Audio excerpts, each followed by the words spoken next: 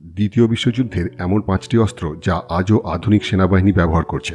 Moshin ন্যাগেন্ট rifle 1800 সালের শেষের দিকে তৈরি এই রাইফেল ছিল যুদ্ধক্ষেত্রে ভয়ের প্রতীক, আর আজও যুদ্ধক্ষেত্রে সমানভাবে সক্রিয়। এই বোল্ড অ্যাকশন রাইফেল ভয়ঙ্কর নিখুঁতভাবে ফায়ার করতে পারে। বর্তমানে ইউক্রেন, সিরিয়া এবং অন্যান্য যুদ্ধক্ষেত্রেও এর ব্যবহার প্রমাণ করে সঠিকভাবে বানানো অস্ত্র কখনো পুরনো হয় না বা হারিয়ে যায় না। T-34 মিডিয়াম ট্যাঙ্ক 1940 সালে সোভিয়েত ইউনিয়নের তৈরি এই ট্যাঙ্ক বদলে দিয়েছিল যুদ্ধের নিয়ম। এর মজবুত ডিজাইন আজকের দিনে পুরনো হলেও এখনও উত্তর কোরিয়া আর ইয়েমেনে ব্যবহৃত হচ্ছে এই ট্যাঙ্ক। এর সরলতা, খুচরো যন্ত্রাংশের সহজলভ্যতা আর মজবুত ডিজাইনের জন্য এই ট্যাঙ্ক যুদ্ধক্ষেত্রের সবচেয়ে দীর্ঘস্থায়ী মেশিনগুলির একটি।